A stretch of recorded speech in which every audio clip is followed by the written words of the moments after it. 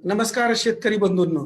आज nature care फर्टिलायझरच्या माध्यमातून आपण एकमेकांशी संवाद साधणार आहोत. सर्वप्रथम आपल्याशी संवाद साधण्याची संधी दिल्याबद्दल मी आपले आयोजक नेचर केअर फर्टिलायझर यांचे हार्दिक आभार व्यक्त करतो. यासोबतच आपले अभिनंदन करतो की अशा प्रकारचा ऑनलाईन कार्यक्रम चर्चासत्राचा आपण आज नेचर केअरच्या माध्यमातून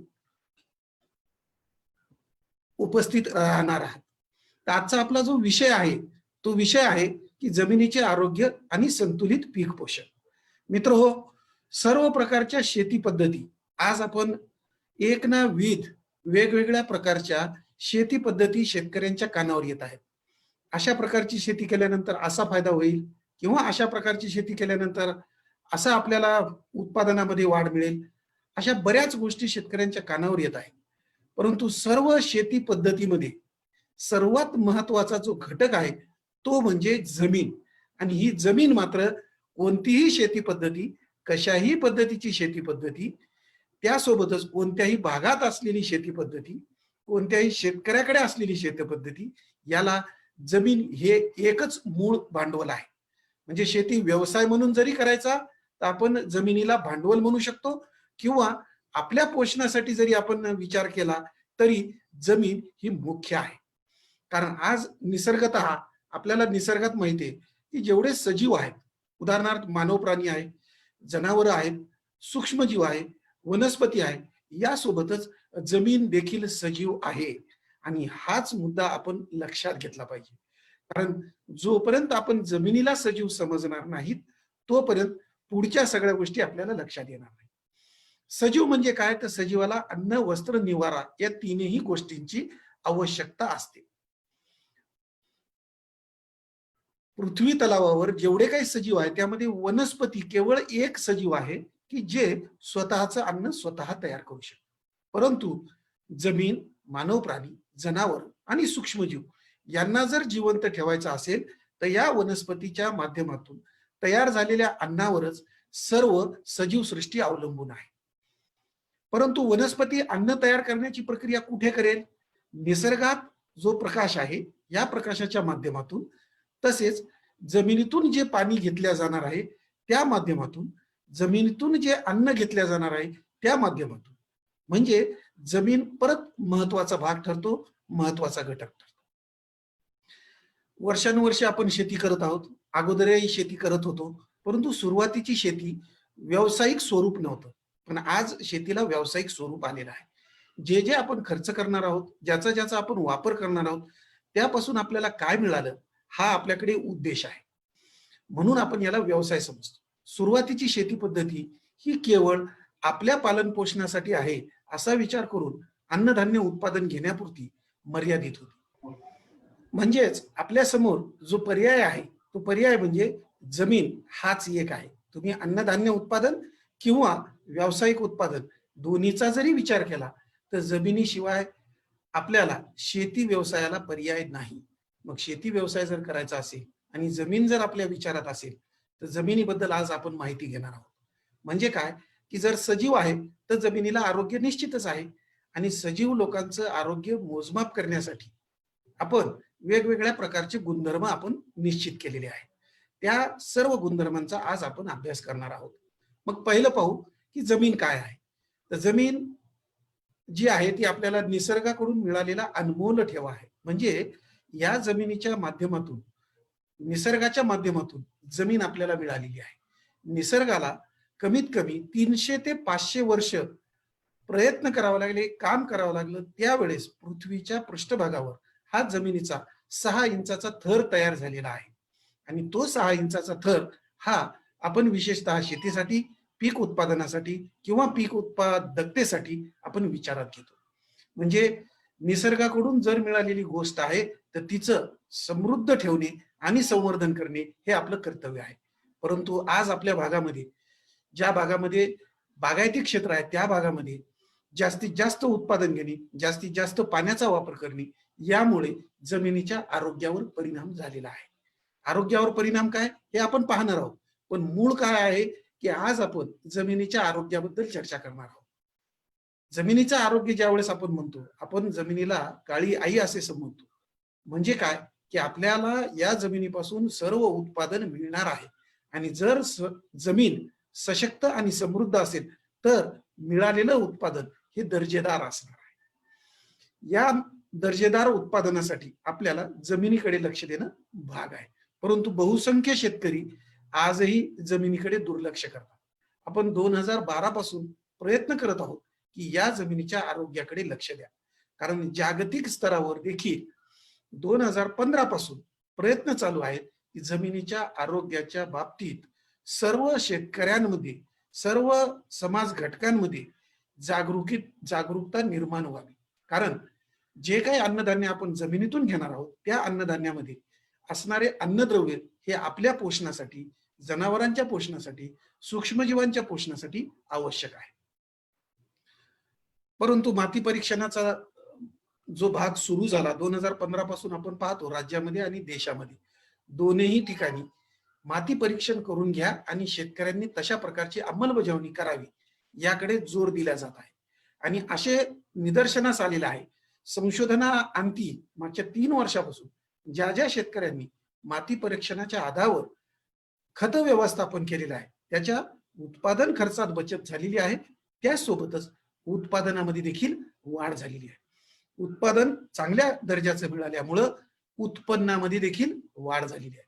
कारण केवळ जास्त उत्पादन घेतल्यानं उत्पन्न वाढणार नाही, तर उत्पादन जे घेत आहोत याचा दर्जा किंवा गुणवत्ता जोपर्यंत चांगली असणार नाही तोपर्यंत आपलं उत्पन्न वाढणार नाही.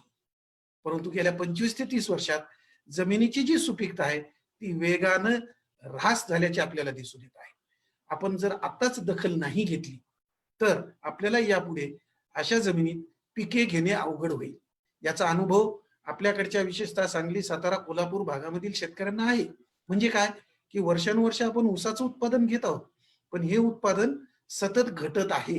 याचं कारण असं आहे की जमिनीचे गुणधर्म बिघडले आहेत, जमिनीच्या आरोग्यावर वाईट परिणाम झालेला आहे. कारण आपण पाहणार आहोत. पण त्या कारणामुळे जर जमिनीच्या आरोग्यावर परिणाम होत असेल तर त्याची वेळीच दखल घेणं आपल्याला भाग आहे. म्हणजे काय, की सर्वसामान्यपणे असं म्हणलं जातं की जमिनीचा सजीवपणा जर टिकवून ठेवला तर आणि तरच जमिनीची सुपीकता आणि उत्पादन क्षमता ही टिकून राहणार आहे.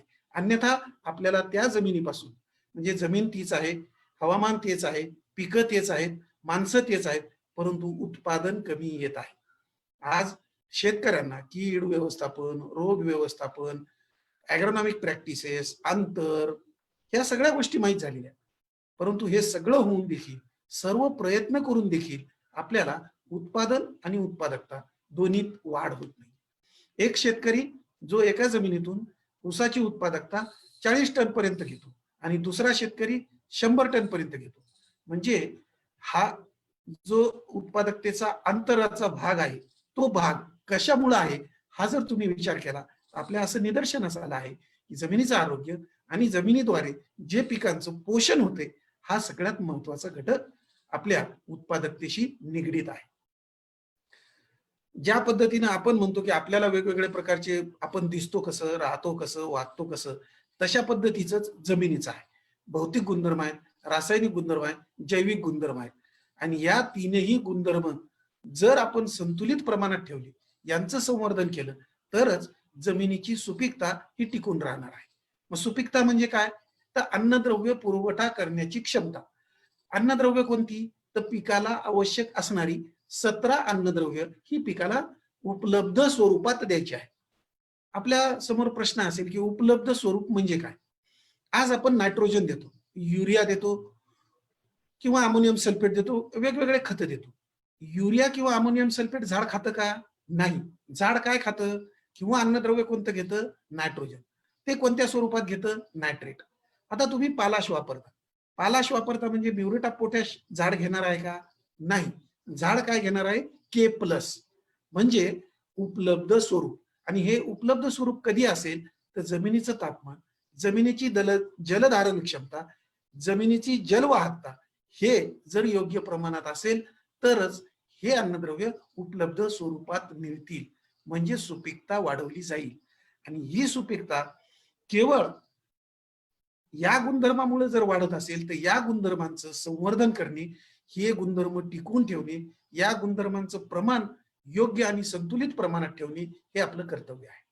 मग आता जमिनीची सुपीकता तुम्हाला टिकवून ठेवायची, तर जमिनीत असलेले सर्व सूक्ष्मजीव आणि गांडुळाची संख्या व कार्यक्षमता या दोन्ही योग्य प्रमाणात असायला पाहिजे. म्हणजे काय, की सर्वात मोठा घटक जो आहे जमिनीतला तो सूक्ष्मजीव आहे. इथून पुढचे 10 वर्ष शेतीचे जर आपण विचारात घेतली तर मायक्रो ऑर्गॅनिझम्स आणि मायक्रो न्यूट्रिएंट या दोनही शिवाय आपल्याला अधिकाधिक चांगलं गुणवत्तापूर्ण दर्जेदार आणि अपेक्षित उत्पादन मिळणार नाही. म्हणून यांचं व्यवस्थापन करणे आज शेतकऱ्यांसमोरचा सर्वात मोठा प्रश्न आहे. म्हणजे जमिनीची सुपीकता आपल्याला टिकून ठेवायची आहे आणि आपोआपच जमिनीची सुपीकता जर टिकून ठेवली तर पिकांचं पोषण हे संतुलित प्रमाणात होईल. कारण जमीन हे केवळ एकच माध्यम आहे की ज्याच्या माध्यमातून संतुलित पीक पोषण घडू शकतं. आज बरेच शेतकरी फर्टिगेशन किंवा फवारणीच्या माध्यमातून अन्नद्रव्य पिकाला देऊ शक्य होत नाही. जेवढे काही अन्नद्रव्य पिकाला लागणार आहेत हे सर्वच्या सर्व अन्नद्रव्य केवळ जमिनीतच आपल्याला उपलब्ध स्वरूपातून मिळू शकतात. आणि हे जर तुम्ही जमिनीला माध्यम म्हणून वापरलं आणि अन्नद्रव्य पुरवठा करणारे जे स्रोत आहेत हे जमिनीला दिले तर आपण चांगल्या पद्धतीचं उत्पादन घेऊ शकतो. कारण उत्पादन हा आपला अल्टिमेट गोल आहे. या उत्पादनासोबतच दर्जेदार उत्पादन हा आपला उद्देश आहे. या उद्देशासोबतच आपण अधिकाधिक उत्पादन हा देखील आपण उद्देश मनाशी बाळगून आहोत. कारण एका क्षेत्रातून 40 टन ऊसाचं उत्पादन घेणे, एका क्षेत्रातून थोड्याफार उत्पादन खर्चामध्ये बदल करून किंवा जमिनीचं आरोग्य राखून किंवा जमिनीला जे आपण घटक वापरणार आहोत याला पर्यायी घटकांचा वापर करून जर उत्पादन मिळवलं तर आपण तेच आहोत. जमीन तीच आहे, पद्धती तीच आहे, ऊस तोच आहे, उत्पादन वाढ होईल. आणि उत्पादन वाढ कोणाला आवडणार नाही, सर्वांनाच आवडेल. म्हणून जर दर्जेदार आणि अपेक्षित उत्पादन घ्यायचं असेल तर जमिनीचं आरोग्य राखणे आणि संतुलित पीक पोषण करणे याला दुसरा पर्याय नाही. आज हे मी सांगत नाही, सर्व शास्त्रज्ञ, सर्व वेगवेगळ्या विषयाचे शास्त्रज्ञ देखील आपल्याला जमिनीचं महत्व सांगतात. म्हणजे रोग व्यवस्थापनासाठी तुमची जमीन चांगली पाहिजे, कीड व्यवस्थापनासाठी तुमची जमीन चांगली पाहिजे, पीक पोषणासाठी तुमची जमीन चांगली पाहिजे. मग जर सर्व गोष्टीसाठी जमीन चांगली पाहिजे तर जमीन हा केंद्रस्थानी आलेला घटक आहे. आणि या जमिनीचं जर आरोग्य आपल्याला राखायचं असेल तर सगळ्यात महत्वाचा भाग आहे की आपली जमीन कशा प्रकारची आहे याचा अभ्यास आपल्याला असणे आवश्यक. माती परीक्षण ही पहिली पायरी आहे, परंतु काही शेतकऱ्यांनी अजूनही माती परीक्षण केलेलं नाही. तर त्या सर्व शेतकऱ्यांनी जर माती परीक्षण करून घेतलं तर पुढील हंगामात किंवा पुढील येणाऱ्या वर्षी आपण चांगल्या प्रकारे खत व्यवस्थापन करू शकतो. पण जर सर्वच आपल्याला ज्या जमिनी मिळालेल्या आहेत ह्या थोड्याफार प्रमाणात काही माहिती जर मिळाली तर आपण निश्चितच त्या दृष्टीने पाऊल उचलू शकतो. म्हणून आपण पाहणार आहोत की जमिनीचे 3 मुख्य प्रकार. आज आपल्या भागामध्ये जवळपास सांगलीमध्येच अर्धा सांगली जिल्हा वेगळ्या प्रकारची जमीन आहे, अर्धा सांगली जिल्हा वेगळ्या प्रकारची. अर्ध्या सांगली जिल्ह्याला पाऊस आहे, अर्धा नाही. ह्या सगळ्या गोष्टी आपल्याला माहीत आहेत. मग त्या त्या ठिकाणी हवामानाच्या अनुरूप जमिनी तयार झालेल्या आहेत. जिथं कमी पाऊस, जिथं जास्त पाऊस, जिथं मध्यम पाऊस, जिथलं हवामान थंड, हवामान उष्ण, तर जमिनीचे गुणधर्म बदलतात. आपण बरेचदा शब्द असं वापरतो, आपण बरेचदा म्हणी देखील वापरतो, तिथल्या मातीचाच गुण आहे. हा जो शब्द आहे म्हणजे जिओग्राफिकल इंडिकेशन आजकाल जीआय जे पिकांना मिळत आहे त्याचं देखील कारण आपल्या मातीचा असलेला गुणधर्म. म्हणजे कोकणात येणारा आंबा आणि आपल्याकडे येणारा आंबा यामध्ये फरक आहे. काही भागामध्ये, कोल्हापूर भागामध्ये जी साळ येते ती साळ आणि इतर भागामध्ये येणार, म्हणजे हे आपल्याला वैशिष्ट्य माहित आहे. म्हणजे वैशिष्ट्य का प्राप्त झाले आहेत तर जमिनीच्या गुणधर्मामुळे. आज जे 3 प्रकारच्या जमिनी आहेत त्यामध्ये हलक्या उथळ जमिनी आहेत, मध्यम खोल जमिनी आहेत आणि खोल काळ्या जमिनी. आता ह्या 3ही प्रकारच्या जमिनीत वेगवेगळे पिकं येतात. 3ही प्रकारच्या जमिनीमध्ये वेगवेगळ्या अन्नद्रव्यांची उपलब्धता कमी अधिक आहे. म्हणजे जर आपण हलक्या जमिनी घेतल्या तर 8 अन्नद्रव्यांची 6 ते 8 अन्नद्रव्यांची कमतरता दिसू. कारण या जमिनीत सेंद्रिय कर्बाचं प्रमाण कमी आहे. या जमिनीचं स्ट्रक्चर, रचना, पोत पूर्णपणे व्यवस्थित तयार झालेला नाही. दुसरा भाग आहे मध्यम खोल जमिनी. या जमिनी आहेत, परंतु या जमिनीत देखील खालच्या थरामध्ये 1 फुटानंतर आपल्याला चुनखडीचं काही प्रमाण आढळून येतं. तसेच या जमिनी चांगल्या विकसित झालेल्या आहेत, परंतु विकसित होत असताना जे हवामान आहे, जे सेंद्रिय कर्ब मिसळला गेलेले आहे, त्यामुळे कमी अधिक प्रमाणात म्हणजे 4 ते 6 अन्नद्रव्यांच्या कमतरता आपल्याला मध्यम खोल काळ्या जमिनीमध्ये दिसून येतात. त्यानंतर भारी काळ्या जमिनी, या का विचारात घेणं आवश्यक आहे, तर या थोड्या मशागतीस अवघड आहे. याच्यातही सेंद्रिय पदार्थाचं कमी प्रमाण आहे. मग सेंद्रिय पदार्थाचं प्रमाण कमी झाल्यामुळे या जमिनी कडक झालेल्या आहेत. तसेच जास्त पाणी देऊन आपण क्षार जमा केलेले आहेत या जमिनीत. मग हे जर क्षार जमा झालेले असतील तर निश्चितच काही काळानंतर या जमिनी आपल्याला अनुत्पादक ठरतील, इथे पिके येणार नाहीत. ह्या जमिनीची जास्त काळजी घेणं भाग आहे. आज पंजाब, हरियाणा, उत्तराखंड, उत्तर प्रदेश, बिहार, गंगा यमुनेच्या काठी ज्या जमिनी आहेत, त्या जमिनीमध्ये शेतकऱ्यांनी अतिरिक्त पाण्याचा, अनियंत्रित सिंचनाचा वापर करून पिकांचे उत्पादन घेतले. भरपूर रासायनिक खतांचा वापर केला, उत्पादन घेतले. पण आज परिस्थिती अशी आहे की जे उत्पादन 1975 ला, जे उत्पादन 1985 ला, 95 ला मिळत होतं, ते आज मिळणं बंद झालेलं आहे. कारण या जमिनीला ज्या व्यवस्थापनाची गरज आहे त्याला आपण नवीन नाव दिलेलं आहे कॉन्झर्वेशन ऍग्रिकल्चर. म्हणजे मुळात या जमिनी सुधारा आणि मग उत्पादन घ्या, अशा प्रकारचं कार्यपद्धती या गंगा यमुनेच्या काठी असणाऱ्या राज्यांमध्ये आणि जमिनीमध्ये सुरुवात झालेली आहे. आपल्या सर्वांना माहिती आहे की सर्वात जास्त 60% भात आणि गव्हाचं उत्पादन या 4-5 राज्यामधून आपल्याला मिळतं आणि ते देखील उत्पादन आज कमी होत आहे. म्हणून शेतीकडे वेगळ्या दृष्टिकोनातून, मातीकडे वेगळ्या दृष्टिकोनातून पाहणे, म्हणजे अभ्यासपूर्ण दृष्टिकोनातून, शास्त्रीय दृष्टिकोनातून पाहणे आणि वेगवेगळ्या तज्ञांचं मार्गदर्शन घेऊन व्यवस्थापन करणे, म्हणजेच आपल्याला उत्पादनामध्ये वाढ करता येईल. पहिल्यासारखी गोष्ट आज राहिलेली नाही, परंतु शेती व्यवसाय आणि शेती उत्पादन जर आपल्याला जास्त घ्यायचं असेल तर ह्या बाबी, हे घटक आपण लक्षात घेणं भाग आहे. मग आपण उजळणीसाठी पाहू. सर्व शेतकऱ्यांना माहित आहे, परंतु कोणीतरी सांगावं लागतं म्हणजे लक्षात येतं, अशा प्रकारची भाग आहे.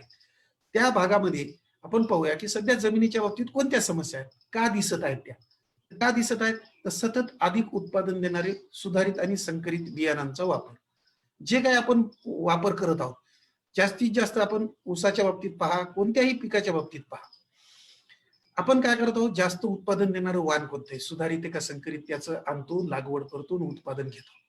मित्रहो, एक विचार करा की जितकं उत्पादन आपण जमिनीतून घेणार आहोत त्याच्या 1/3 भाग हा जमिनीसाठी परत करायला पाहिजे. कारण तुम्हाला उदाहरण सांगतो, बाजरी घ्या, ज्वारी घ्या, गहू घ्या, तांदूळ घ्या, वरचं जे कणीस आहे ते आपल्यासाठी आहे, म्हणजे मानव प्राण्यासाठी आहे. मधला भाग जो आहे ज्वारीचा आहे, मक्याचा आहे, तो आहे जनावरांसाठी चारा म्हणून, आणि खालचा ज्याला आपण धसकट म्हणतो, हा भाग आहे जमिनीसाठी. म्हणजे 1/3 33% भाग रिसायकल केला गेला पाहिजे. परंतु असं होत आहे का? नाही. आज आपण जमिनीला काही देण्याच्या भानगडीतच नाही. साधा विचार बघा, जमिनीतून समजा 10 टन उत्पादन घेतलं तर जमिनीतून काय कमी होईल, तर 1 टन अन्नद्रव्य कमी होतात. अन्नद्रव्य सांगतोय, खत नाही. अन्नद्रव्य म्हणजे खतामध्ये असलेला घटक. आज 10 टन, 20 टन, 40 टन आपण मात्रा ठरवत आहोत की आपल्याला एवढं उत्पादन घ्यायचं, पण तेवढ्या उत्पादनाला अन्नद्रव्य किती जात आहे आणि आपण टाकतो किती, याचा जर विचार केला तर आपण भरपाई करू शकत नाही. जर या अन्नद्रव्यांची भरपाई करायची असेल, 1974 लाच असं सांगण्यात आलेलं होतं की तुम्ही सतत 3 वर्ष जे काही जमिनीतून उत्पादन घेणार आहात ते 100% उत्पादन रिसायकल करा, पुनर्चक्रित करा, जमिनीत टाका, जमिनीत गाडून टाका. शक्य होईल का? नाही. पण याला जुन्या काळात पर्याय होते, माहित देखील आहे. म्हणजे काय की 3 वर्षातून आपण एकदा गावखरी खत टाकत होतो, जनावर होते. 3 वर्षातून एकदा आपण हिरवळीचं खत घेत होतो, गाडून टाकत होतो, त्यामुळे जमीन चांगली राहत होती. 3 वर्षातून एकदा शेळ्या मेंढ्या आपण शेतामध्ये बसवत होतो, म्हणजे लेंडी खत आपोआप मिळत होतं, उत्पादन होत होतं.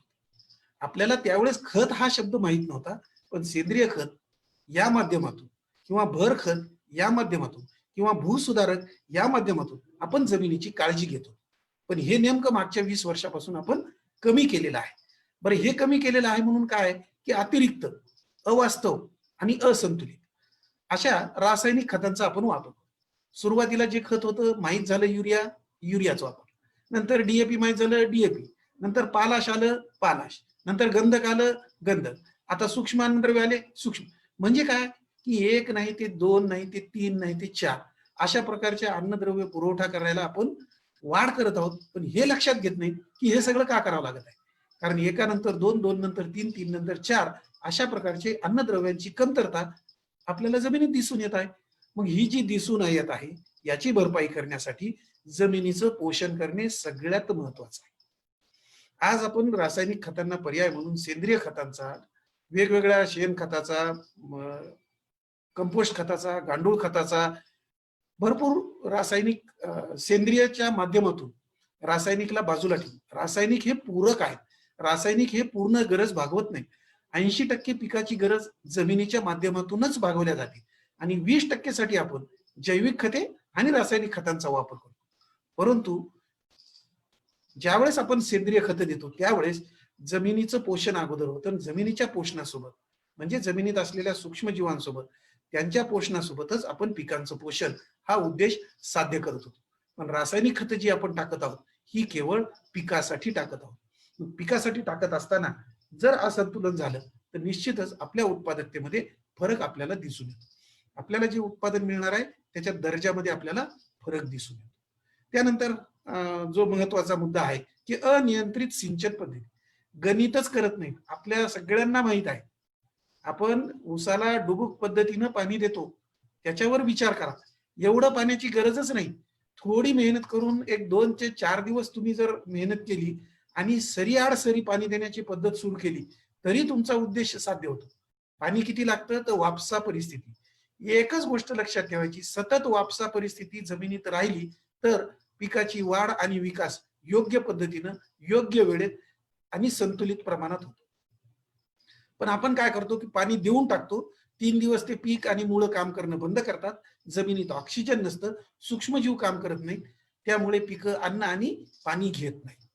आपल्याला वाटतं आपण पाणी दिलं, पण पिकाची वाढ कधी सुरू होती? वापसा सुरू झाल्यावर. म्हणजे ते पाणी खाली गेल्यावर किंवा बाष्पीभवन झाल्यावर किंवा जमिनीतून निचरा झाल्यावर. म्हणजे अनियंत्रित सिंचन पद्धती हा फार मोठा भाग आपल्या जमिनीच्या आरोग्याला घातक आहे. त्यामुळे पाणी किती पाहिजे? पिकाच्या गरजेनुसार पाणी द्यायचं. का जमिनीतून द्यावं लागत आहे? जमिनीत असलेले अन्नद्रव्य उपलब्ध स्वरूपात मिळण्यासाठी, जमिनीत असलेल्या सूक्ष्मजीवांचं कार्य चालू राहण्यासाठी, जमिनीत जे काही तापमान राहणार आहे. कारण असं तुम्ही गणित जर घेतलं तर वातावरणामध्ये 30 डिग्री सेल्सिअस तापमान असेल तर निश्चितच आपल्या जमिनीचं 32 किंवा 33 असतं. मग हे जर असं असेल तर ते आपण कायम राखणे. त्याच्यासाठी नवीन पद्धत आलेली आहे की आच्छादनाचा वापर करतो. ऊसाच्या शेतकऱ्यांना तर माहीत झालेलं आहे. खूप प्रयत्नानंतर आज शेतकरी पाचटाचा वापर करतात, आच्छादनासाठी वापर करतात. निवारा म्हणून जमिनीला जे अन्न वस्त्र लागतं तशा पद्धतीने त्याचा जर वापर झाला, जमीन झाकून राहिली तर तापमान, पाणी, सूक्ष्मजीव, अन्नद्रव्य हे सगळे चांगल्या पद्धतीमध्ये संतुलित प्रमाणात राहून पिकाचं संतुलित पोषण होतं. एवढा चांगला उद्देश त्या ऊसाच्या पाचटाचा वापर करण्यामुळे होतो. म्हणून जमिनीचे पोषण करण्यासाठी काय करावं लागेल तर सेंद्रिय खताचा वापर करावा लागेल. तो सध्या कमी आहे. यासोबतच एक भाग आहे की जो माहित होता शेतकऱ्याला की भूसुधारक म्हणून आपल्याला काही ना काहीतरी आपण रॉक फॉस्फेट काही भागामध्ये वापरत होतो, काही भागामध्ये जिप्सम वापरत होतो, काही भागामध्ये आपण कॅल्साइट, डोलोमाइट अशा प्रकारचं वापरत होतो. हे काय आहे? सल्फर वापरत होतो. हे काय आहे? तर हे भूसुधारक आहे. म्हणजे काय? जमीन भुसभुशीत ठेवणे. आपण जर विचार केला तर माध्यमिक शाळेमध्ये देखील शिकवलं जातं की भुसभुशीत जमीन असल्यानंतर जमीन भुसभुशीत ठेवण्यासाठी काय काय प्रयत्न करावे लागतात. जर हे आपण विसरलो तर निश्चितच आपल्याला उत्पादन, उत्पादन क्षमता या तिन्ही अनिष्ट परिणाम होत आहेत. म्हणून यांचा देखील वापर करणे आज आवश्यक आहे. कारण या समस्यामुळे काय परिणाम झालेले आहेत तर हमखास आणि शाश्वत उत्पादन मिळणं बंद झालं. म्हणजे जे तुम्हाला अगोदर तुम्ही घेत होता ते आता कमी झाले. अधिक आणि असंतुलित खतांचा तुम्ही वापर करत आहात.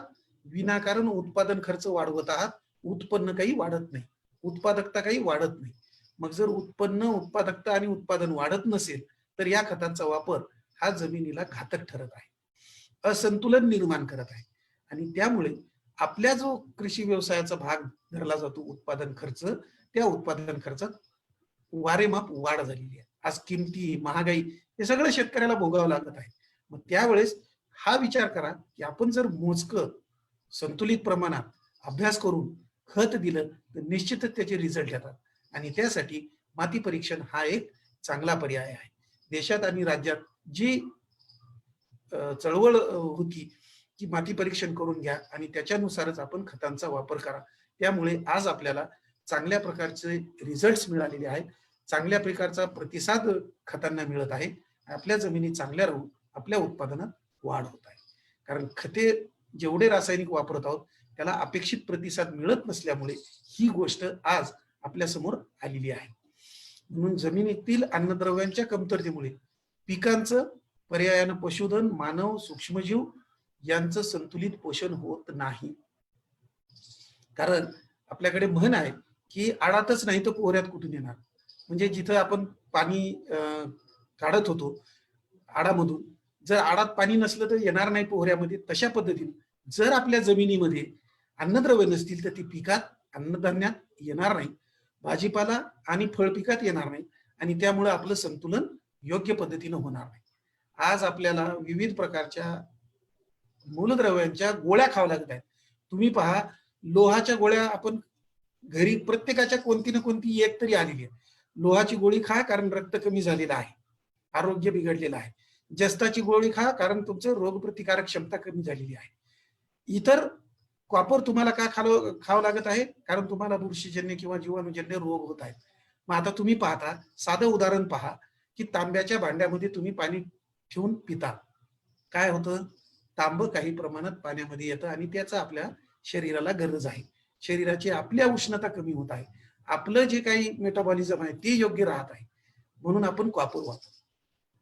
जे काही तृणधान्य खात होतो या सगळ्या तृणधान्यामध्ये जस्ताची गरज जास्त आहे आणि ते जस्त आपल्या शरीराला मिळत होतं. पण आज तुम्ही पहा, दूरदर्शन जे जे पाहतात, जाहिराती जे जे पाहतात, त्या सगळ्यांना लक्षात येत आहे रोग प्रतिकारक क्षमतेसाठी झिंक किंवा जस्त हे आपल्याला घेणं आवश्यक आहे. मग जर हे का घ्यावं लागत आहे? कारण जमिनीतून कमी येत आहे.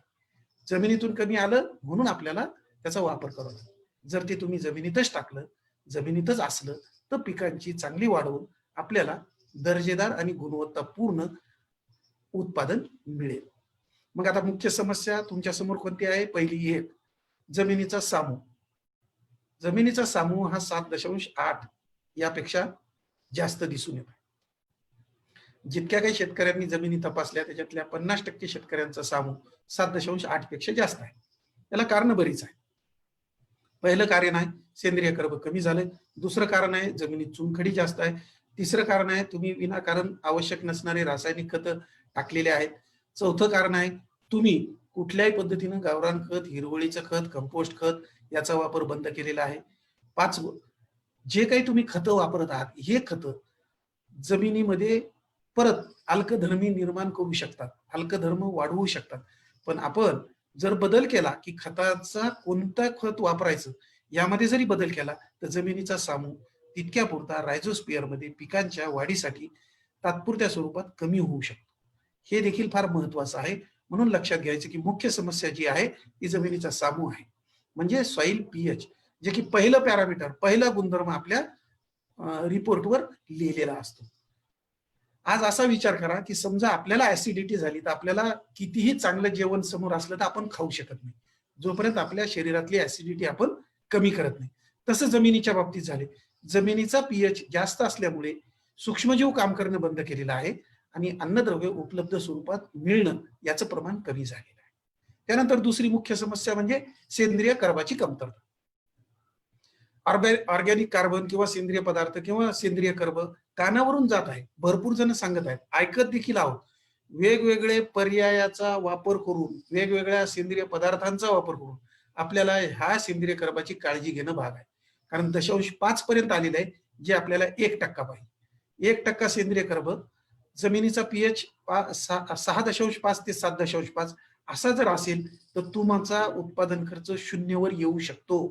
म्हणजे तुम्हाला रासायनिक खतांची वापर करायची गरज पडणार नाही. पण परिस्थिती आज आहे का? नाही.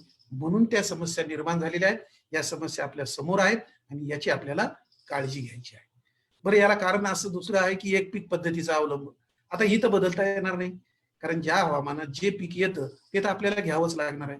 परंतु त्यामुळे काय झालं की अन्नद्रव्यांचा ऱ्हास आणि अन्नद्रव्यांचा असमतोल, म्हणजे जमिनीच्या एकाच थरातून अन्नद्रव्यांचा सतत उपसा होत आहे. आपण संतुलित प्रमाणात खत न वापरल्यामुळे अन्नद्रव्यांचा असमतोल निर्माण झालेला आहे. म्हणून अन्नद्रव्यांच्या विविध कमतरता आपल्याला दिसून येत आहेत. तर एकाच कमतरता भरली नाही, म्हणून वेगवेगळ्या प्रकारच्या कमतरता आपण पाहत आहोत. जसं आपण चर्चा केली की भारी काळ्या जमिनी या मशागतीसाठी कठीण आहे.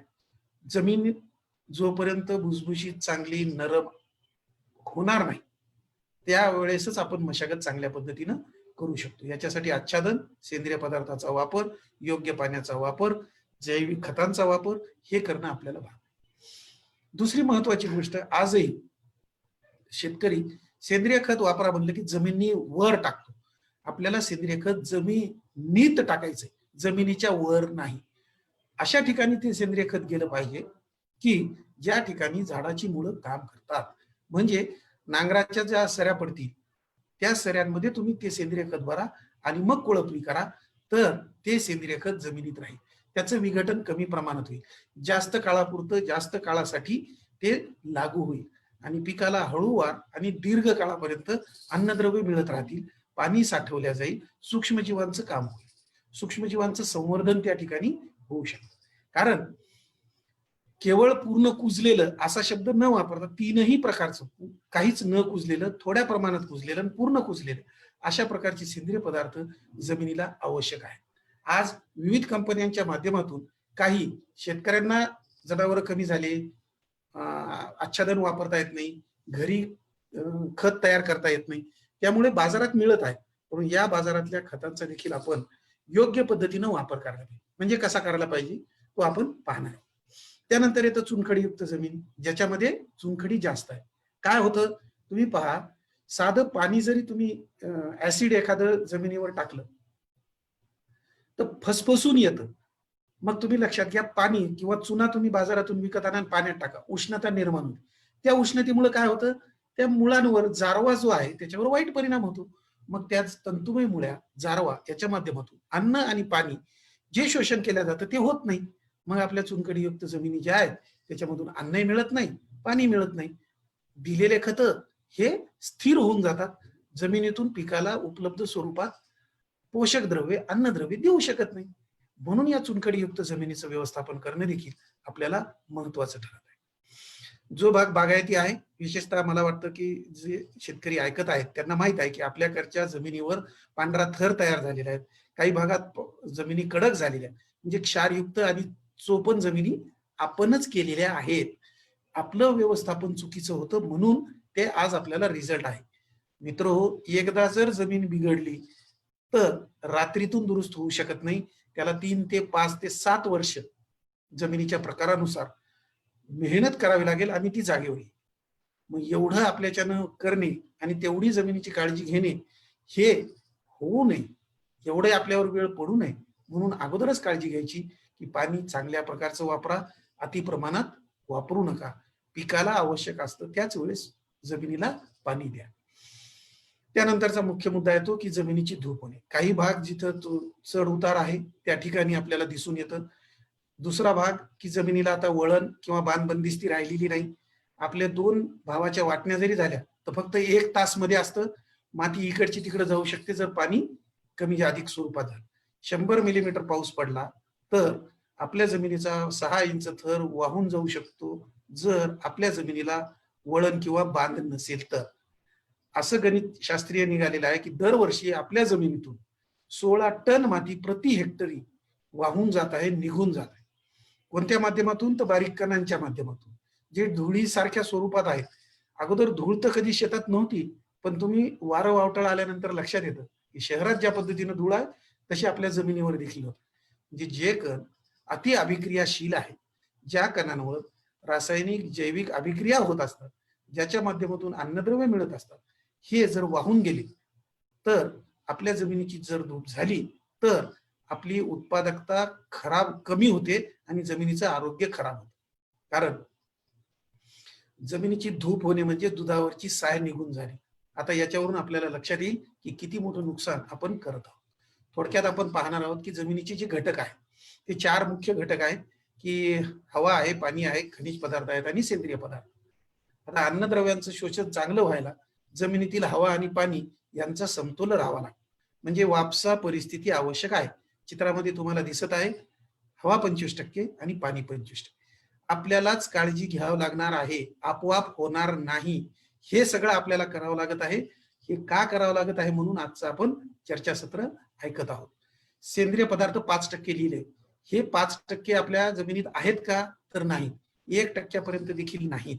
म्हणून आपल्याला या सेंद्रिय पदार्थांचं प्रमाण वाढवायचं आहे, ज्याच्याद्वारे जमिनीचं म्हणजे सूक्ष्मजीवांचं पोषण होईल आणि जमिनीत सतत जैविक, जैव-रासायनिक, रासायनिक अभिक्रिया चालू राहतील. अन्यथा होणार नाही आणि मग जे आपण आज रिझल्ट पाहतो, तो आपलं उत्पादन कमी झालेलं आहे, उत्पादकता कमी झालेली आहे, उत्पन्न कमी झालेलं आहे. मग आता हे खनिज पदार्थ तर आपल्याला दैवी देणगी निसर्गातून मिळालेला आहे. मग या खनिज पदार्थाचं उपलब्ध अन्नद्रव्यामध्ये रूपांतर करण्यासाठी या हवा, पाणी आणि सेंद्रिय पदार्थाची अत्यंत महत्वाची भूमिका आहे, गरज आहे आणि आवश्यकता आहे. जर हे तिन्ही असतील तर ते जे जमिनीचे भौतिक गुणधर्म, रासायनिक गुणधर्म आणि जैविक गुणधर्म यांचं संतुलित प्रमाण ठेवू शकतात. म्हणून या सेंद्रिय पदार्थावर भर देणे, वापर करणे आवश्यक आहे. दुसरं आपण पाहिलं की जमिनीचा सामू हे आपली आयुर्वेद वैद्य जो आहे तो फक्त नाडी तपासून सर्व प्रकारचे रोग सांगू शकतो. लक्षात घ्या, सर्व प्रकारचे आतमध्ये होणारे, बाहेर दिसणारे आणि मनात असणारे हे देखील रोग कळू शकतात.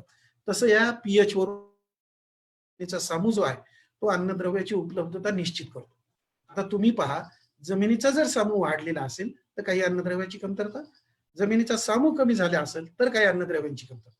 परंतु जर हा सामू 6.5 ते 7.5 इतक्याच प्रमाणात असेल तर सर्व अन्नद्रव्य हे उपलब्ध स्वरूपात मिळतात आणि हे आदर्श जमिनीचा सामू असण्याचं प्रमाण आहे. मग एवढं आपल्या जमिनीत एकदा तपासून घ्या. अन्यथा याचा फक्त अभ्यास केला तरी शेतकरी चांगल्या पद्धतीनं उपाययोजना करू शकतो. सेंद्रिय कर्बाचं महत्व सगळ्यांना माहित आहे. सगळं म्हणजे जे शास्त्रज्ञ इतर विषयाचे आहेत ते शास्त्रज्ञ, तसेच विज्ञानाचे शास्त्रज्ञ देखील आपल्याला सांगत आहेत की सेंद्रिय कर्बाचं काय महत्व आहे. कारण सेंद्रिय कर्ब हे जीवाणूचं खाद्य आहे. त्याच्यामुळे जीवाणूची संख्या आणि कार्यक्षमता योग्य राहते आणि हे जीवाणू सतत कार्य करत राहतात. आज तुम्ही पहा, ज्या भागामध्ये शेतकऱ्यांना माहिती की आंतरपीक म्हणून गाजर जरी घेतले तर त्या ठिकाणी गाजर न काढता तुम्ही नुसतं रोटरनं फिरवून जरी टाकले तरी ते सेंद्रिय पदार्थ तयार होतात. 8 ते 10 टन जर गाजराचं उत्पादन होणार असेल तर ते उत्पादन तुमचं सेंद्रिय खत म्हणून काम करेल. ते कुठं जाईल तर जमिनीच्या आतमध्ये. विचार करा, तेवढं तयार झालेलं सेंद्रिय कर्ब, सेंद्रिय पदार्थ. मग यापेक्षा आपण आपल्याकडे ज्या पद्धतीनं मिळू शकतो, जो काही शेतातील काडी कचरा आहे, वेस्ट आहे, पालापाचोळा आहे, कोणत्याही झाडाची पानं घ्या, त्याला कुजवा. कारण हे मुळं देखील तुम्ही आज चित्रामध्ये पाहता, हे देखील एक सेंद्रिय घटक, सेंद्रिय पदार्थ म्हणून काम करतात. कारण मुळं त्यांचं काम संपल्यानंतर जमिनीत राहतील. आपण पीक तर काढून घेतलेलं आहे, मुळं तर जमिनीतच आहेत. मग त्या जमिनीच्या माध्यमातून म्हणजे त्या मुळांची जर वाढ जाळं या स्वरूपात चांगली झाली तर निश्चितच आपण पाहू शकतो की ते देखील सेंद्रिय घटक म्हणून काम करतात. आणि हे पसरण्यासाठी, याची संख्या वाढण्यासाठी जमीन, हवा, पाणी आणि सेंद्रिय पदार्थ मोजके, संतुलित आणि योग्य प्रमाणात पाहिजे. तरच हे सगळं होऊ शकतं. अन्यथा ना मुळं वाढतात ना झाड वाढतं आणि डायरेक्टला परिणाम उत्पादन आणि उत्पन्नावर होतो. म्हणून या सेंद्रिय कर्बाची काळजी घेणं सगळ्यात महत्वाचं आहे. आता का महत्वाचं आहे प्रत्येक वेळेस सांगितलं जातं, तर जे काही तुम्ही समजा 100 किलो सेंद्रिय पदार्थ किंवा सेंद्रिय कर्ब दिलं तर 80 किलो हे कार्बन डायऑक्साईडच्या स्वरूपात विघटन होऊन वाया जातं किंवा वातावरणात जातं. आता तुम्ही पहा, जर 80% गेलं तर मग आपल्याला सतत वापरावं लागते. का होत आहे? कारण आपल्याकडचं तापमान हे 40 डिग्री सेंटीग्रेड पेक्षा जास्त असल्यामुळे या तापमानात जमिनीवर जे काही सेंद्रिय पदार्थ आहेत याचं विघटन होतं आणि रूपांतरण कार्बन डायऑक्साईड, म्हणजे फक्त 20% लागू पडत. मग जर फक्त 20% लागू पडत असेल तर आपल्याला याचा सतत वापर करणे आवश्यक आहे. याला दुसरा पर्याय नाही. म्हणून आपल्याला या सेंद्रिय पदार्थांचा वापर करायचा. दुसरा आहे, पृथ्वीवर जेवढी लोकसंख्या आहे 700 कोटी, तेवढे जीवाणू, बुरशी, ॲक्टिनोमायसिटीज किंवा सूक्ष्मजीव हे आपल्या 10 ग्राम सॉईलमध्ये आहेत, जमिनीमध्ये आहेत. तुमच्यावर माती घेतली तर तुम्हाला एवढी. पण परिस्थिती आहे का अशी? नाही. हे होतं, आता नाही. या सूक्ष्मजीवांची संख्या जर वाढवायची असेल, ही कमी झाल्यामुळे आपण काय करत आहोत? जैविक खतांचा वापर करतो. जैविक खतं कुठून आलेले आहेत? झाडाच्या मुळावरून आणि जमिनीतूनच घेतलेले आहेत. ते काय दुसरीकडून आणलेले नाही. मग जर जमिनीत होते आणि आपल्याला टाकावं लागत आहे, तर विचार करा, का टाकावं लागत आहेत? कमी झालेले आहे म्हणून. याचं प्रमाण वाढवण्यासाठी, तसेच आपण जे काही रासायनिक खतं देत आहोत याचा योग्य वापर होण्यासाठी, त्याचं रूपांतरण उपलब्ध अन्नद्रव्यात होण्यासाठी किंवा रासायनिक आणि जैविक अभिक्रिया होण्यासाठी या सूक्ष्मजीवांची गरज आहे. त्याशिवाय होणार नाहीत. कारण हे सूक्ष्मजीव काम करत असताना वेगवेगळ्या प्रकारचे सेंद्रिय पदार्थ तयार करतात. उदाहरणासाठी पीएसबी, फॉस्फेट सॉल्युबलायझिंग बॅक्टेरिया, आपल्या सगळ्यांना माहिती आहे पण वापरत नाही. जमिनीत एकूण 32 किलो आहे, उपलब्ध 8 किलो आहे. स्फुरदाच्या बाबतीत सांगतोय, जमिनीत एकूण 32 किलो आहे आणि उपलब्ध जे पिकाला उपलब्ध होऊ शकतं. पण राहिलेलं जे आहे हे उपलब्ध होण्यासाठी आपल्याला सूक्ष्मजीव जर दिले तर ते अशा प्रकारचे सेंद्रिय आम्ल तयार करतात की ज्याच्या माध्यमातून खनिज पदार्थावरील फॉस्फरस हा विरघळतो आणि पिकाला फॉस्फरस मिळत राहतो. आता जे आहे त्याचा वापर करणे म्हणजे प्रश्न असा आहे की मी इथं बरेचदा सांगतो की दुसरं खत वापरायची गरज नाही, माती हेच खत आहे. याचं उदाहरण तुम्हाला सांगतो की फळबाग घेणारे जे शेतकरी आहेत, या शेतकऱ्यांच्या बागेमध्ये 1-2 वेळेला 2-3 रांगा किंवा 2-3 झाडं हे वाळले किंवा खराब झाले. आता प्रत्येक वेळेस मी उपलब्ध होऊ शकत नाही, मी जाऊ शकत नाही, फोनद्वारे बरेचदा होता अडचण की फोन घेतल्या जात नाही. मग शेतकऱ्यांनी ज्यावेळेस फोन केला की सर काही करा, ते झाडं जिवंत झाले. म्हटलं एक काम करा, बाकीचा सगळा अभ्यास होणे, माती परीक्षण अहवाल येणे, पाण्याचा अहवाल येणे, सगळे होस्तोवर एक काम करा, जिथं झाड चांगलं आहे त्या आळ्यातली माती तुम्ही घ्या आणि खराब झालेलं झाड आहे तिथं नेऊन टाका. तुम्हाला सांगतो 7 दिवसामध्ये ते झाड जिवंत झाले. आता हे काय मी काही केलंय का? काहीच नाही. जिथं चांगले झाड आहेत त्या आळ्यामध्ये माती कोणती होती? अशी माती होती की ज्याच्यात सूक्ष्मजीवांचं प्रमाण जास्त होतं. ते झाड चांगले ठेवण्यासाठी मदत होती. मग ती माती कल्चर म्हणून आपण जिथं नाहीये त्या ठिकाणी नेऊन वापरली, झाडं चांगली झाली. म्हणजे माती हेच खत होते. आता बरेचदा असे शेतकरी आहेत ज्यांना प्रयोग करायचा आहे, जे सेंद्रिय पद्धतीने करतात. ते म्हणतात की सर असं काहीतरी सांगा की आम्हाला रासायनिक वापरायचं नाही, भाजीपाला तर आहे आमच्या. म्हणलं एक काम करा, आपल्या घरी आपण श्रीखंड करण्यासाठी जसं चक्का लावतो, पाणी गळून पडतं आणि जे काय मग तयार होतं त्याच्यापासून श्रीखंड करतो. मग ह्या पाण्याचा वापर आपण ताक म्हणून घेतो किंवा इतर वापरासाठी घेतो. खरं म्हणजे ते पौष्टिक आहे, चांगलंच आहे. तसं शेतकऱ्याला सांगितलं की तुम्ही एक काम करा, तुमच्याकडे असलेली माती ही तुम्ही भिजवून घाला. एक 20-25 किलो माती तुम्ही भिजवा. वारुळाची माती, टेकाची माती मिळाली तर फारच चांगलं. ती भिजवा, रात्रभर भिजवून ठेवा पाण्यामध्ये. एक 5 किलो माती घेतली तर 10 लिटर पाणी, 10 किलो माती घेतली तर 20 लिटर पाणी. आणि दुसऱ्या दिवशी आपलं धोतरा असतं किंवा पांढरा कपडा किंवा कॉटनचा कपडा याच्यामधून ते पाणी गाळून घ्या. पहा मित्र, ते पाणी गाळून घेतलं आणि ते पाणी फवारलं शेतकऱ्यांनी, नंबर 1 भाजीपाला. आता याच्यात मी काही केलंय का? अहो त्या मातीच्या कणांमध्ये, सेंद्रिय पदार्थांमध्ये, तयार झालेल्या पदार्थांमध्ये काही अन्नद्रव्य होते, काही संप्रेरक होते, जे हार्मोन्स होते, पीजीआर हे सगळे त्या पाण्यात आले, तेच पाणी भाजीपाल्यावर फवारलं. वेगळं काय आहे? मग त्याला तिथं रिझल्ट आला. म्हणजे माती हेच औषध. जसं आपण म्हणतो की आहार हेच औषध आहे, आहार आपल्या पोषणासाठी आहे, तशाच पद्धतीनं आयुर्वेदामध्ये जे सांगितलं जातं की आहार हेच औषध, त्या पद्धतीनं माती हेच आपल्याला खत म्हणून देखील चांगल्या पद्धतीने वापरतात.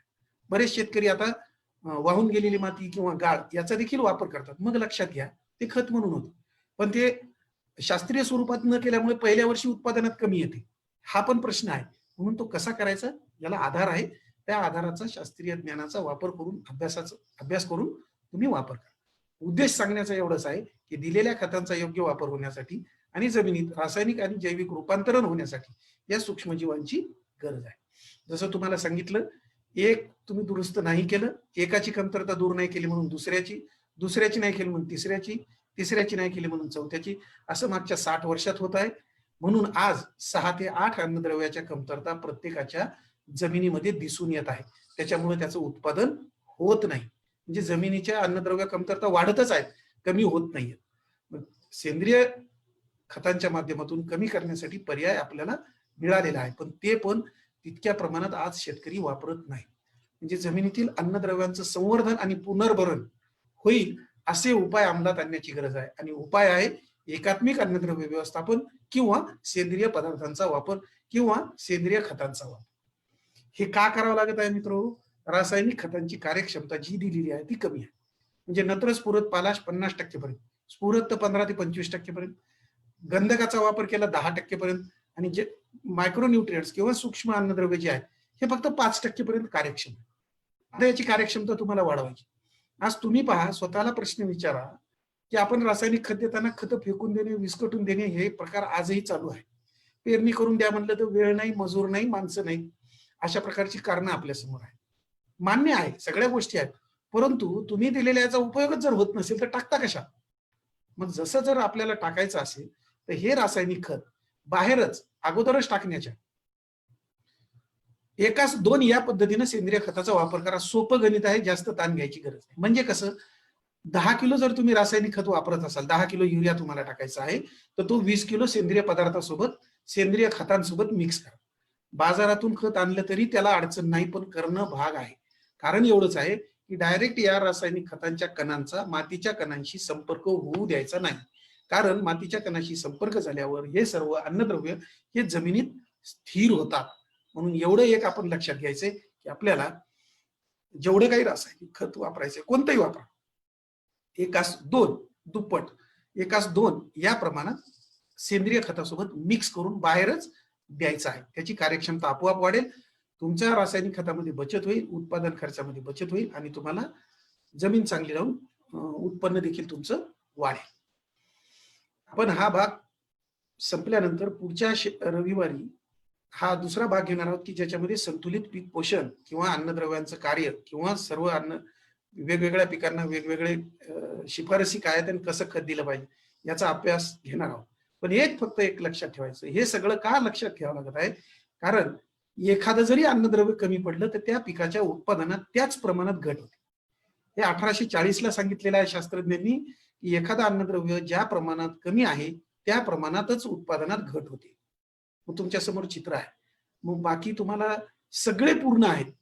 म्हणजे जसं आपण चर्चा केली की सगळ्या गोष्टी केल्या पण अन्नद्रव्य व्यवस्थापन नाही केलं म्हणून उत्पादकता वाढत नाही. अन्नद्रव्य व्यवस्थापनामध्ये सगळे दिले, 17च्या 17 द्यायचे तर 16 दिले आणि 1 नाही दिलं, तर ही परिस्थिती शेतकऱ्यांसमोर उभी टाकली आहे. म्हणजे कसं की जेवढं काही अन्नद्रव्य कमी आहे, एकच अन्नद्रव्य जरी ज्या प्रमाणात कमी असेल, जमिनीत त्या प्रमाणात ज्या असलेल्या कमतरतेचा परिणाम पिकाच्या उत्पादनावर, उत्पादकतेवर अनिष्ट होतो आणि उत्पादनामध्ये घट येते. बरेचदा आपण ऊसामध्ये गंधक आणि जस्त दिल्यानंतर 40 टन उत्पादन घेणारा शेतकरी एकदम 100 टन वर गेला, कारण हे 2च कमी होते, ते 2च आपण दिले. म्हणजे हे झालं उदाहरणासाठी. म्हणून आपल्याला सर्व अन्नद्रव्य द्यायचे आहेत. सगळ्यात एक मुद्दा, जमिनीचं आरोग्य अभ्यास करण्याची गरज का आहे? तर काही पिकं आहेत जे की दाखवत नाहीत की आम्हाला कशाची तरी कमतरता आहे. आपण आपल्या रोजच्या व्यवहारात देखील पाहतो, आपल्या कुटुंबात देखील पाहतो की आपल्याला 2 मुलं आहेत, 3 मुलं आहेत. त्याच्यामध्ये एखाद्या मुलाला रागवलं तर तो काही म्हणत नाही, पण दुसऱ्याला रागवलं तर लागलीच तो रडतो, तो दाखवतो, लक्षण दाखवतो, आईकडे जातो, काहीतरी प्रकार होतात. पण तो दाखवून देतो की मला काहीतरी बोलले किंवा सांगितलं किंवा मारलं. तर तशा पद्धतीनं पिकाच्या बाबतीत आहे. पीक हे सहनशील आहेत. काहीच पिकं आहेत जे दाखवतात की आम्हाला या अन्नद्रव्याची कमतरता आहे, तुम्ही टाका. बाकीचे पिकं हे दाखवत नाही. आता ऊसाच्या बाबतीत तुम्ही पहिल्या 90 दिवसामध्येच तुम्हाला पानं पिवळे पडलेली दिसतात.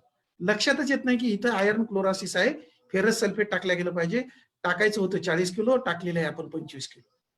म्हणजे आवश्यकतेपेक्षा कमी टाकलेलं आहे.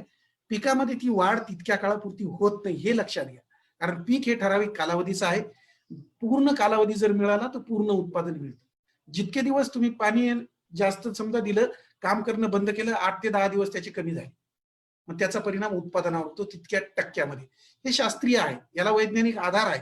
म्हणून सुप्त भूक, हिडन हंगर हा जागतिक स्तरावरील खूप मोठा प्रश्न आहे. पण हे आपण आपल्या शेतात न येऊ देण्यासाठी एकच करायचं की जमिनीचं पोषण करायचं. जमिनी सशक्त आणि समृद्ध करायचे आहेत.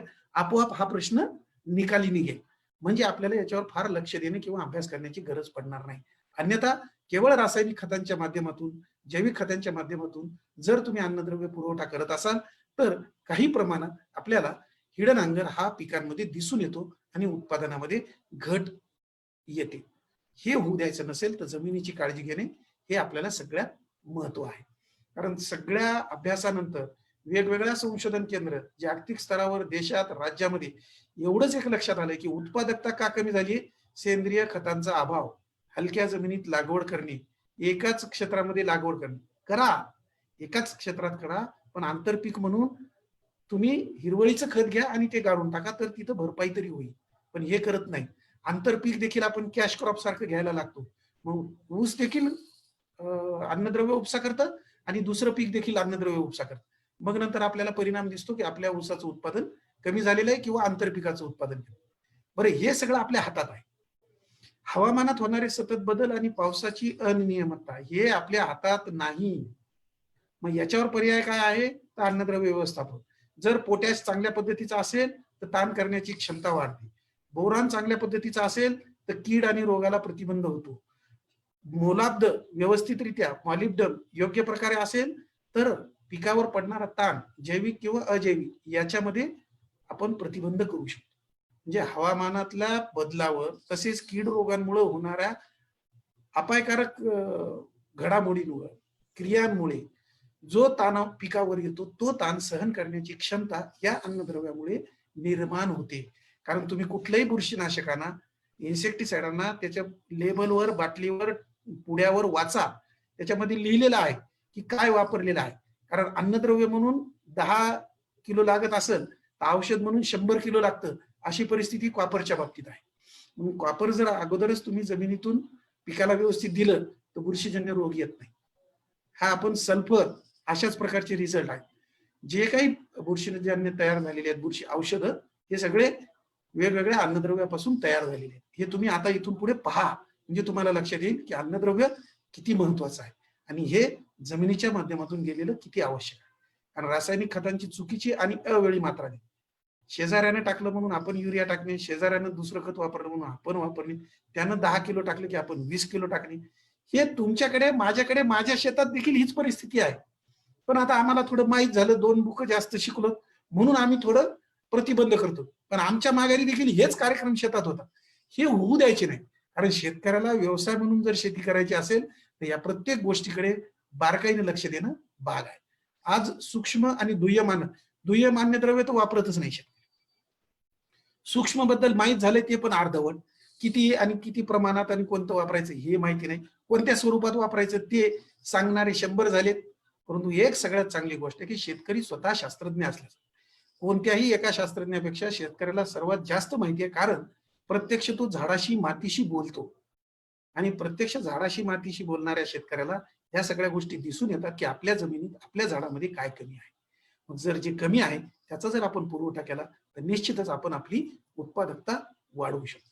म्हणजे काय होईल की सर्व अन्नद्रव्य जे आपण देणार आहोत त्याचा एकत्रित पुरवठा होईल. म्हणजे अन्नद्रव्य व्यवस्थापन जमिनीच्या माध्यमातून केल्यामुळे हळूवार आणि पिकानुरूप दीर्घकाळ अन्न पुरवठा, जमिनीची धूप कमी होईल, जमिनीच्या भौतिक, रासायनिक, जैविक गुणधर्मामध्ये सुधारणा होईल, उपयुक्त असलेली जीवाणूंची जोपासना होईल. उपाय काय होईल? जमिनीची सुपीकता आणि उत्पादकता टिकेल आणि आपण जास्तीत जास्त चांगलं दर्जेदार उत्पन्न घेऊ शकू. हे करण्यासाठी जमिनीच्या माध्यमातून वापर करण्यासाठी एकात्मिक अन्नद्रव्य व्यवस्थापन हाच एक पर्याय, याला दुसरा पर्याय नाही.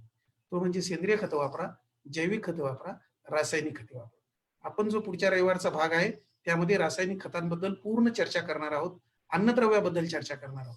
पण जमिनीच्या पोषणासाठी एकात्मिक अन्नद्रव्य व्यवस्थापन, पिकांच्या पोषणासाठी एकात्मिक अन्नद्रव्य म्हणजे पीक उत्पादनासाठी एकत्रितरित्या या तीनही घटकांचा वापर करावा लागणार आहे. आणि याला माध्यम जमीन आहे, याला माध्यम जमिनीचं आरोग्य आहे. म्हणून हा विषय आपण इथं सांगितला आहे. याला दुसरा पर्याय आपल्या समोर नाही. बरेच बाकीचे पर्याय, हिरवळीचं खत वापरणे आहे, शेळी लेंडी खत वापरणे आहे. कारण त्या त्या खतामध्ये वेगवेगळ्या प्रकारचे अन्नद्रव्य उपलब्ध असतात. आता तुम्ही म्हणाल आर्थिकदृष्ट्या परवडतं का? तर परवडतं, आर्थिकदृष्ट्या परवडतं. कारण आम्ही गणित केलेलं आहे की 1 टन शेणखतामधून जेवढे काही अन्नद्रव्य मिळतात तेवढे अन्नद्रव्य मिळण्यासाठी जे रासायनिक खत वापरतो ते 3 टन शेणखताच्या किमतीमध्ये मिळतं. म्हणजे 1 टनाला समजा तुम्हाला ₹100 खर्च येत असेल, तर तुम्हाला तेवढेच अन्नद्रव्य मिळण्यासाठी ₹200 ची रासायनिक खते वापरावी लागतील. हे आपण कॅल्क्युलेशन्स केलेले आहेत, ते धरून आपण सांगितले. कारण 1 टन शेणखतामधून केवळ जमिनीचं पोषण तर होत नाही, तर उपलब्ध स्वरूपात, बायो अवेलेबल स्वरूपात अन्नद्रव्य मिळतात. ते किती? 6 ते 7 किलो नत्र, 3 ते 4 किलो स्फुरस, 7 ते 8 किलो पालाश, 1 किलो गंधक, 100 ग्राम जस्त, 250 ग्राम मंगल, 75 ग्राम लोह, 25 ग्राम बोरॉन, 2 ग्राम मुलाम. हे माहीत असलेले लिहिले. बाकी अतिरिक्त वेगळे आहे. म्हणजे जमिनीत दिलेलं स्फुरदयुक्त, पालाशयुक्त, सूक्ष्म अन्नद्रव्य, दुय्यम अन्नद्रव्ययुक्त खत हे ताबडतोब मातीच्या कणाच्या संपर्कात येऊन स्थिर होतं. त्याची कार्यक्षमता कमी होती. ती आपण पाहिलेली आहे. ती होऊ नये म्हणून सेंद्रिय खतासोबत मिक्स करून द्या आणि हा प्रश्न सुटण्यास आपल्याला मदत होईल. कारण सेंद्रिय खतामध्ये किती अन्नद्रव्य असतात त्याचा एक टेबल तुमच्या समोर आहे. त्यामध्ये लक्षात येईल की जे झाडाचं एक पान आहे कुठल्याही, जे शेळीचं अन्न आहे, कुठल्याही झाडाचे पान ही शेळीचे अन्न आहे, त्या पानामध्ये असलेले अन्नद्रव्य हे शेळी लेंडी खतामध्ये येतात. तुमच्या समोर चित्र आहे, लक्षात येईल की बायोगॅस स्लरी, कोंबडीचं खत, ऊसाच्या मळीचं खत, गांडूळ खत, शेणखत या सगळ्यापेक्षा या लेंडी खतामध्ये सर्वात जास्त सूक्ष्म अन्नद्रव्य आहेत. बाकी पण भरपूर आहेत, पण एक माहितीसाठी आपल्या समोर ठेवलेले आहेत. म्हणून या सेंद्रिय खताचा वापर करणे आवश्यक आहे. जसं सांगितलं की 1 टन शेणखत खरेदी करण्यास लागणारी किंमत याची एकूण अन्नद्रव्य समतुल्य किंवा तितक्याच प्रमाणात मिळण्यासाठी वेगवेगळी रासायनिक खते खरेदी किंमत ही दुप्पट आहे. म्हणून आपल्याला त्याचा वापर करायचा आहे. सर्व अन्नद्रव्य मिळण्याचं एकमेव ठिकाण म्हणजे जमीन. आपण बरेचदा दुकानावर पाटी वाचतो की सर्व प्रकारचे साहित्य मिळण्याचे एकमेव ठिकाण. तशा पद्धतीनं कुठलंही रासायनिक खत अजून बनलेलं नाही की ज्याच्यामधून 17 अन्नद्रव्य मिळतील. पण जमीन एक आहे की ज्याच्या माध्यमातून आपल्याला हे 17च्या 17 अन्नद्रव्य मिळणार आहेत. म्हणून सेंद्रिय खते हे जमिनीचं पोषण करण्यासाठी आणि रासायनिक खते हे पिकांचं पोषण करण्यासाठी आपल्याला वापरायची आहेत. जमिनीचं पोषण केलं, जमिनी सशक्त केल्या तरच इतर सर्व जे आपण चर्चा केलेले घटक आहेत यामध्ये वाढ होऊन, प्रमाण संतुलित होऊन आपल्याला उत्पादन मिळेल. कारण हे अन्नद्रव्य जे आहे ते कमी अधिक प्रमाणात लागतात, परंतु याच्यासाठी केवळ एक माध्यम आहे, ते म्हणजे जमीन.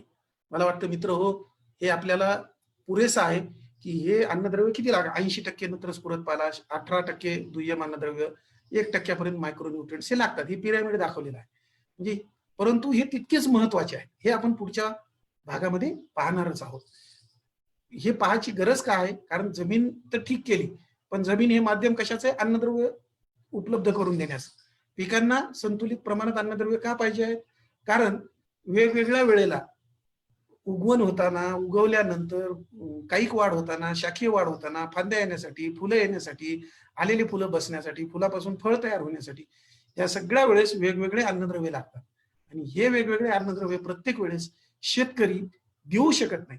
म्हणून ते जमिनीत टाका, झाड आपोआप त्याच्या गरजेनुसार त्या त्या वेळेला वाढीच्या संवेदनशील अवस्थेमध्ये हे सर्व अन्नद्रव्य जमिनीतून उपसा करून घेतील आणि आपल्याला उत्पादन मिळेल. म्हणून आपल्याला हे एकात्मिक अन्नद्रव्य व्यवस्थापन करायचं आहे. उद्देश संतुलित पीक पोषण यासोबतच जमिनीचं आरोग्य चांगलं राहणे आणि हे दोन्ही साध्य झालं की आपलं उत्पादन, उत्पादकता आणि उत्पन्न या तिन्ही गोष्टीवर चांगला परिणाम होऊन आपण शेती यशस्वी पद्धतीने केली असं म्हणू शकतो. मित्र, आज आपण जमिनीच्या आरोग्याबद्दल जे काही ठळक मुद्दे आहेत, जे काही ठळक घटक आहेत, जे काही ठळक गुणधर्म आहेत याच्याबद्दल अभ्यास केलेला आहे. निश्चितच मला वाटतं हा आपल्या साठी पुरेसा आहे. कारण ही केवळ उजळणी आहे. आम्ही एका विषयाचा भरपूर अभ्यास करतो आणि ती गोष्ट सांगतो, परंतु शेतकऱ्याला सगळ्याच विषयाचा अभ्यास करून या गोष्टी कराव्या लागतात. म्हणून शेतकरी हाच मोठा शास्त्रज्ञ आहे. तर या दृष्टिकोनातून विचार करून आपण फक्त यापुढे जमिनीचं आरोग्य राखण्यासाठी प्रयत्न करा, अभ्यासपूर्ण शेती करा. निश्चितच याचे परिणाम चांगले होतील. कारण आपला व्यवसाय जर चांगला असेल तर आपली पुढची पिढी ही व्यवसाय कशा पद्धतीनं चालू ठेवण्यासाठी आपल्याला सहभाग देईल किंवा आपला वाटा उचलेल. अन्यथा पुढची पिढी आपल्या शेतीकडे वळणार नाही. आपलं भांडवल, आपलं मुद्दल हे चांगलं जर असलं तर निश्चितच सामाजिक प्रश्न देखील जो आहे तो आपल्या सगळ्यांना माहित आहे, तो देखील सुटण्यास काही प्रमाणात मदत होईल. म्हणून मला वाटतं जमिनीचे आरोग्य राखण्यासाठी आज जे चर्चासत्र आयोजित केलं आहे त्या चर्चासत्राला जे नेचर केअर फर्टिलायझर्स यांनी घडवून आणलेलं आहे ऑनलाईन चर्चासत्र. त्याबद्दल मी त्यांचे हार्दिक आभार व्यक्त करतो. तसेच आपण सर्व शेतकरी ज्यांनी हा कार्यक्रम ऐकलेला आहे, चर्चासत्र ऐकलेलं आहे, ज्यांनी काळजीपूर्वक सगळ्या घटकांचा अभ्यास करणार आहेत आणि करत आहेत, त्या सगळ्यांचे मी हार्दिक आभार व्यक्त करतो आणि इथंच थांबतो. धन्यवाद.